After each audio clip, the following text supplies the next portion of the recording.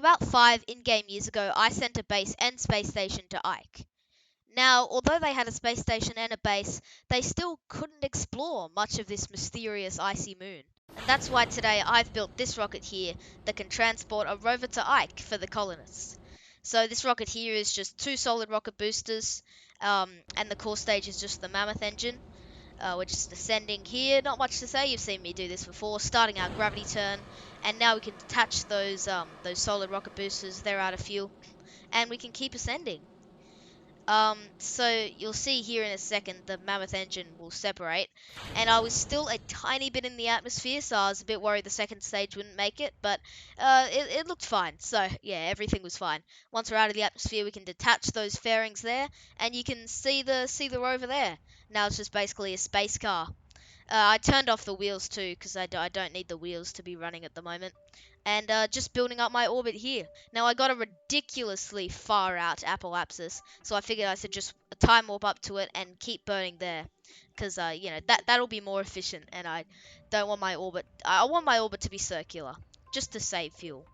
So as you can see there, now we are in a complete orbit. So now as you can see, playing around with this maneuver node to get an encounter, and now I'm just burning to that encounter with Juna. So I've just escaped here, and now we can detach that Rhino engine that's out of fuel and keep raising our orbits up to Juna. As you can see, just got that encounter there. Now you might notice it's not that close to the planet. Don't worry, we can just do a mid-course correction here. And now we can just warp on over there. Now we can perform our circularization burn to circularize at Juna and make sure we don't fling off into space, basically. Now, as I was bringing my orbit down, I actually got an encounter with Ike, which is just perfect. So that was amazing. A little mid-course correction there as I was heading to Ike, to adjust the angle that I was going at, just because I wanted to be over where the base was, and also in a polar orbit, so I could wait for the base to be near me. Now you can see me circularizing at Ike here. I didn't actually know what inclination or angle the Ike is, so I just kind of went for it, and it was kind of a polar orbit, but the base was somewhat near me, so I started descending, brought my orbit down, and we landed safely. Oh, wrong footage. As you can see here, we landed safely. Oh, wrong footage. And we landed safely. We landed safely. Here you go. Here you go. Third time was the charm, guys. Do not worry. So now we can deploy the rover here. Now I'm actually not that close to the base, and you might also be saying, Banana Peel, why do you have rocket engines strapped to it? Now that's because I'm too lazy to drive all the way over to the base, so let's just fly our way there. You can see there, I'm sure this is what a real rover does, but yeah, I just flew it over to the base, basically. It's not like I need wings or anything, because, I'm in a vacuum, right? There's no atmosphere or anything. But now I'm just descending here, and I'm somewhat close to the base now. Somewhat close. Not that close.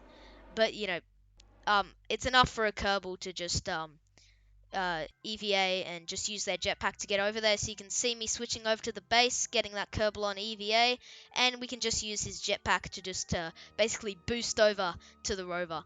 Now we're at the... Oh! Oh. Oh.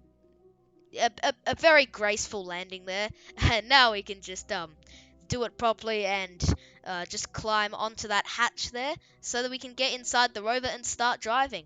Now, if you're wondering how this rover worked, like without Kerbals inside it on the way here, well, it's got a probe core there if you couldn't already tell, and it's got antennas and solar panels to connect to the Kerbal Space Center. As you can see, after a quick drive, we're here.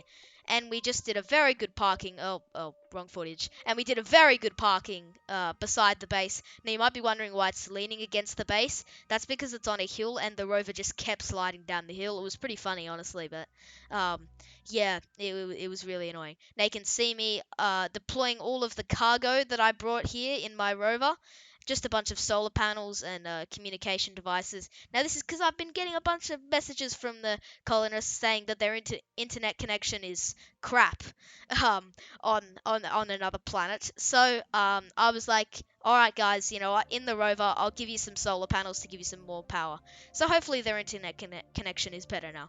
Now I can put that Kerbal back in the base and bring some new Kerbals into the rover because, you know, he should share with his friends. I'm sure they were all very excited to check it out. And we can just carefully, very carefully, uh, move away from the base. And now we can just, you know, go on a bit of an explore. We've got a scientist and an engineer, and we can use this rover to uncover the mysteries of this mysterious moon of Juno. Was this once a part of Juno? How did it form? Well, this rover, we can find out. So, as you can see here, just setting off on their adventure. If you enjoyed this video, guys, consider leaving it a like or even subscribing if you really enjoyed it, as it really helps me out. We're so close to 150 subscribers, so thank you everyone for your support. So yeah, see you guys next time.